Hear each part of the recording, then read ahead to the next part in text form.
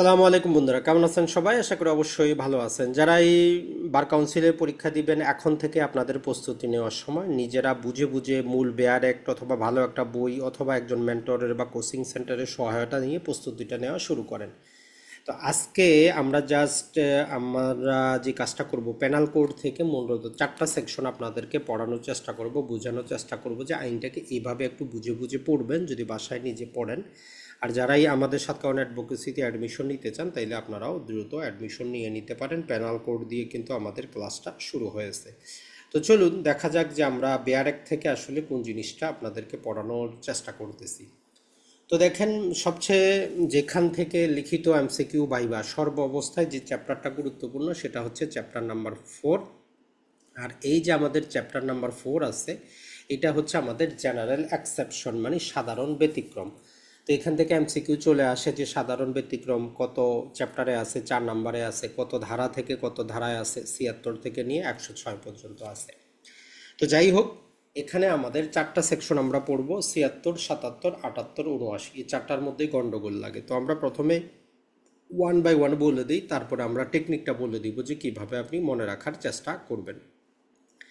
তো এখানে যে জিনিসটা বলতেছে যে act done by a person bound or mistake of fact believing himself bound by law. তাহলে কিওয়ার্ড কি মনে রাখবো? Bound by law. আইনগতভাবে আপনি একটা কাজ করতে যখন বাধ্য হন, অথবা মিস্টেক অফ ফ্যাক্ট ঘটনাগত বিষয়ের কারণে ঘটনাগত বিষয়টা ভুল করেন, তবে কাজটা করতে আপনি আইনগতভাবে বাধ্য থাকেন, এইরকম ক্ষেত্রে আপনি যদি কাজ করেন আপনি অপরাধী না।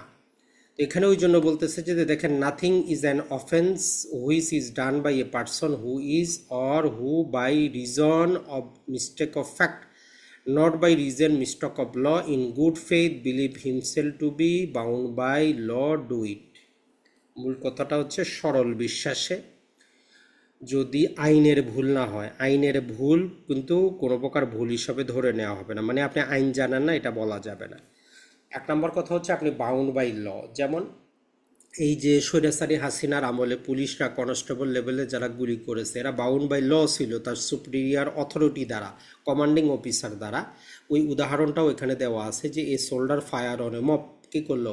একজন যে সেনা, সে মবের মধ্যে গুলি করলো। Order his superior officer in conformity with command of law A has commit no offence. ওই যে সোল্ডার, সে কোনো অপরাধ করে নাই, মানে ওই যে মিছিলের মধ্যে আদেশ দেওয়া হয়েছে গুলি করছে, সোল্ডার কোনো অপরাধ করে নাই। এটা হচ্ছে প্রথম অংশ, bound by law.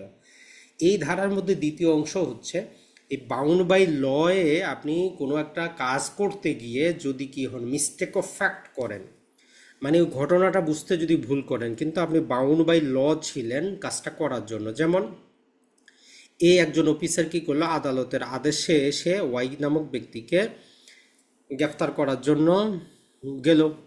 After due inquiry believing that to be why, একজনকে গ্রেফতার করার জন্য পুলিশ গেল, সে তদন্ত গুড ফেইথে যতটুকু তদন্ত করা যায় করে দেখলো যে সে মনে করলো ওয়াই নামক যে ব্যক্তিকে গ্রেফতার করতে গেছে, জ্যাট নামক ব্যক্তি হচ্ছে সে ব্যক্তি, তো সে জ্যাটকে গ্রেফতার করে নিয়ে আসে একজন নিরপরাধ ব্যক্তিকে। মিস্টেক অফ ফ্যাক্ট হয়েছে, তাহলে এ হ্যাজ কমিট নো অফেন্স, তার মানে পুলিশ অফিসার কোনো অপরাধ করে নাই। তাহলে 76 আমরা দুটো জিনিস মনে রাখবো, একটা হচ্ছে বাউন্ড বাই ল, আইনগতভাবে বাধ্য, আপনি যে কাজটা করছেন আপনি অপরাধী না। তো এইগুলো মনে রাখবেন কিভাবে? মনে রাখবেন সেনাবাহিনী, নৌবাহিনী, বিমান বাহিনী, পুলিশ, আর্মি, র্যাব যারা কমান্ডিং অফিসার, তো এদের জন্য বাউন্ড বাই ল। আরেকটা হচ্ছে যে যখন আদালতের আদেশ কার্যকর করার ক্ষেত্রে বাউন্ড বাই ল থাকেন।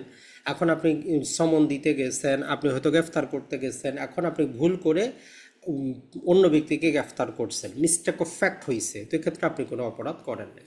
তাহলে 76 আমরা দুটো জিনিস মনে রাখবো, বাউন্ড বাই ল অথবা মিস্টেক অফ ফ্যাক্ট।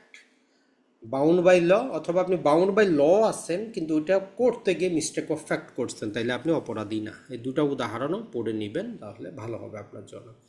তাহলে এইখান থেকে দেখেন যে আপনাকে যেইভাবে এমসিকিউ লিখিত ভাইবা করা হোক, আপনি কিন্তু ভুলবেন না যে যখন একজন ব্যক্তি আইনগতভাবে একটা কাজ করতে বাধ্য থাকে তার কৃত কাজ অপরাধ না। যখন একজন ব্যক্তি আইনগতভাবে একটা কাজ করতে বাধ্য থাকে এবং কাজটা করতে গিয়ে সে মিস্টেক অফ ফ্যাক্ট করে, তারপরও সে অপরাধী না। এরপরে এটা ছিল আমাদের bound by law.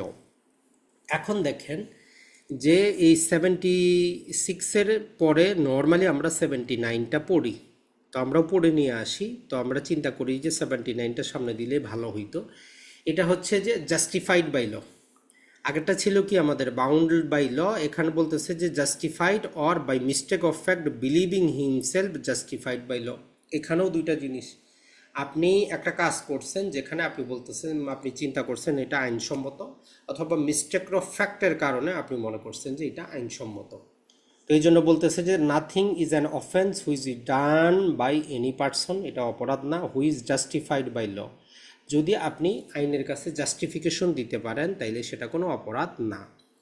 Or who by reason of mistake of fact nor by mistake of law, আইনগত ভুল না, ঘটনাগত ভুলের কারণে ইন গুড ফেইথে believe himself to be justified by law. একই রকমভাবে যেখানে বাউন্ড বাই ল করতে গিয়ে উনি মিস্টেক অফ ফ্যাক্ট করছে, আর এখানে আপনি জাস্টিফিকেবল মনে করতেছেন কিন্তু ফ্যাক্টটাকে আপনি ভুল করছেন। তো এখানে দুইটা উদাহরণ দেওয়া আছে, যে যেমন ধরতেছে যে A seem Z commit to appear to A to be murder. A নামক যে ব্যক্তি আছে সে দেখলো যে জ্যাট নামক ব্যক্তি সে কি করার জন্য, মার্ডার করার জন্য আসছে।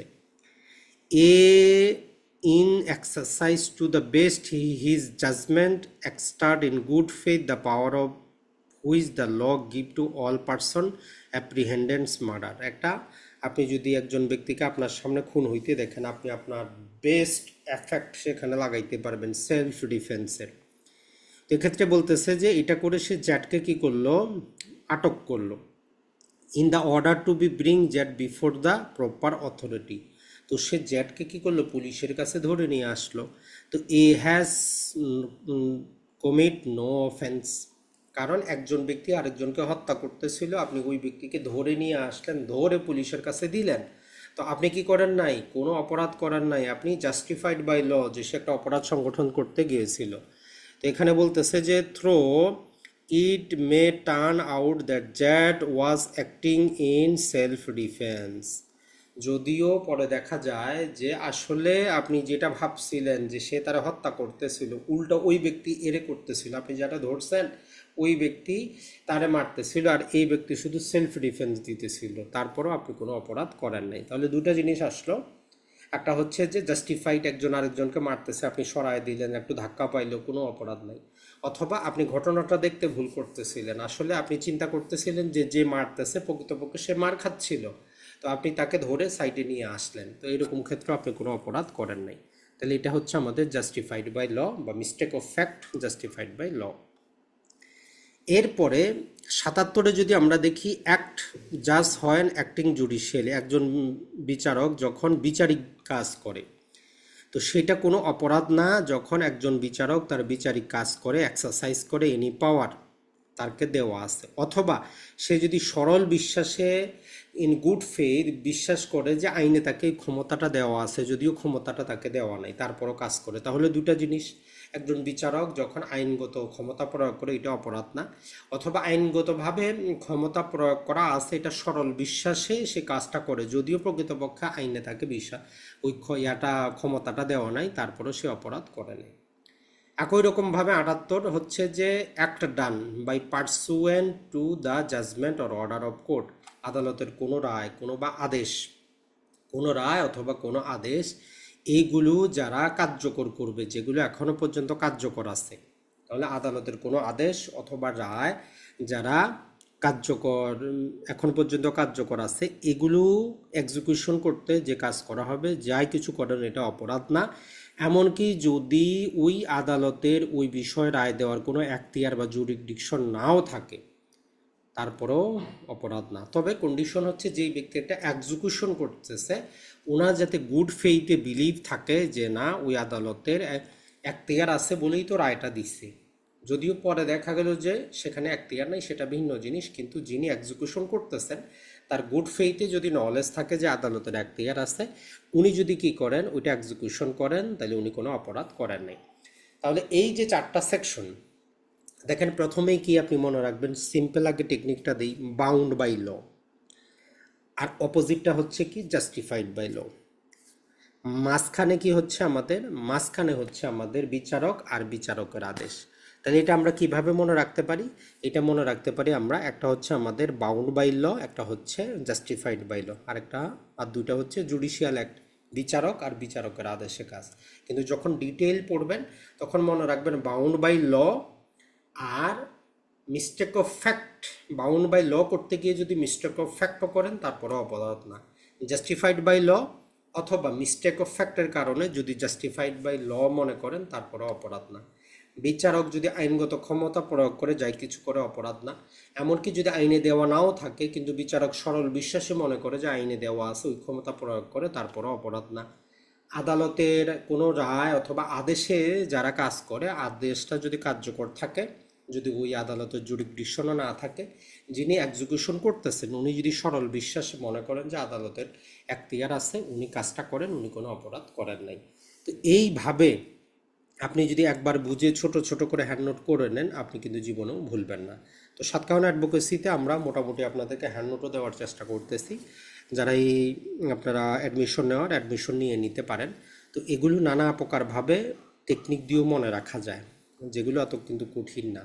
তো যেখানে যেমন ধরেন যে আমরা যদি বলি যে আইনগতভাবে বাধ্য হয়ে, আপনি লিখে নিতে পারেন আইনগতভাবে বাধ্য হয়ে একজন বিচারক, আইনগতভাবে বাধ্য হয়ে একজন বিচারক আদেশ দিল। তাহলে তিনটা আমরা পেয়ে গেলাম, যে আইনগতভাবে বাধ্য, বিচারক আদেশ দিল, কি আইনসম্মতভাবে একটা অ্যাক্সিডেন্ট, ৮০-তে আছে কি দেখেন অ্যাক্সিডেন্ট প্রিভেন্ট, ৮১-তে হচ্ছে প্রিভেন্ট বা প্রতিরোধ করা। তাহলে আইনগতভাবে বাধ্য হয়ে একজন বিচারক আদেশ দিল আইনসম্মতভাবে দুর্ঘটনাকে প্রতিরোধ করেন। তো এই পর্যন্ত আমাদের হয়ে গেল। এরপরে আমরা পরবর্তী সেকশনগুলো আমরা আপনি কি রাখতে পারেন, এই যে 4C আর 4I দ্বারা মনে রাখতে পারেন। 4I আর 4C। 4I-তে হচ্ছে কি ইনফ্যান্সি, ৮২ চলে আসবে ৯ বছর পর্যন্ত। ইমেচিওর ৮৩ চলে আসবে। এরপরে ইনটক্সিকেশন, যে ইনস্যানিটি আছে, পাগল চলে আসবে ৮৪-তে। এরপরে চলে আসবে ইনটক্সিকেশন ৮৫ এবং ৮৬। এরপরে সিতে আমরা পেয়ে যাব কনসেন্ট। কনসেন্টের জন্য আপনি এই যে ৮৭, ৮৮, ৮৯, ৯০, ৯১, ৯২ পাবেন। আর এরপরে আমরা পাবো কমিউনিকেশন ৯৩। এরপরে পাবো আমরা কম্পেল বা কম্পালশন যেটাকে বলি ৯৪। এরপরে পাবো কজিং স্লাইড হার্ম। এইভাবে আপনি খুব সহজে কিন্তু মনে রাখতে পারেন। এরপরে ৯৬ থেকে যেই ১০৬ পর্যন্ত আছে, এটাকে একটা আয়তক্ষেত্র আর দুইটা ত্রিভুজ ক্ষেত্র দিয়ে খুব সহজে আপনি সেকশনগুলো ভাগ করে মনে রাখতে পারেন, একদম ইজি। যে ৯৬ বলে যে প্রাইভেট ডিফেন্সে যা করবো অপরাধ না, ৯৭ বলে যে শরীর আর সম্পত্তির প্রাইভেট ডিফেন্স, ৯৮ বলে যে পাগলের বিরুদ্ধেও থাকবে, ৯৯ বলে তিনটা ক্ষেত্রে প্রাইভেট ডিফেন্স থাকবে না, ১০০-তে বলে যে শরীর রক্ষার জন্য কখন ৬টা ক্ষেত্রে ব্যক্তির মৃত্যু ঘটানো যাবে, ১০১-এ বলে যে ওই ১০০ ধারা যেগুলো আসবে না এর বাইরে অপরাধের ক্ষেত্রে কি করতে পারবো, আর ১০২ বলে যে কখন শুরু হবে আমার প্রাইভেট ডিফেন্স, কখন শেষ হবে। এই ১০৩-এ বলে যে সম্পত্তি রক্ষার ৪টা ক্ষেত্রে আমরা ব্যক্তির মৃত্যু ঘটাইতে পারবো, আর ওই ৪টা ক্ষেত্র ছাড়া কি করতে পারবো, সেটা আমরা অন্য যে কোনো প্রকারের ক্ষতি করতে পারবো, এটা ১০৪ বলে। আর ১০৫ বলে যে কখন শুরু হবে কখন শেষ। আর এই যে প্রথম আয়তক্ষেত্রটার মাঝখানে আমরা ডেডলি অ্যাসল্ট একটা মনে রাখবো। নর্মালি এই সেলফ ডিফেন্সটা যেই ব্যক্তি আপনার বিরুদ্ধে অপরাধ করে তার বিরুদ্ধে থাকে, কিন্তু যখন ডেডলি অ্যাসল্ট মব আপনাকে আক্রমণ করবে, আপনি এলোপাথারি গুলি ছুড়লে নিরপরাধ ব্যক্তিও মারা যাইতে পারে, তো সেটাও আপনার জন্য অপরাধ না। নিরপরাধ ব্যক্তির বিরুদ্ধেও আপনার প্রাইভেট ডিফেন্স থাকবে যদি অবস্থাটা এরকম হয়। তো আপনি যদি বাসায় নিজেও আপনি কি করেন, প্রস্তুতিটা নেন। আপনার দায়িত্ব হচ্ছে টেকনিক এবং হচ্ছে বুঝে পড়া।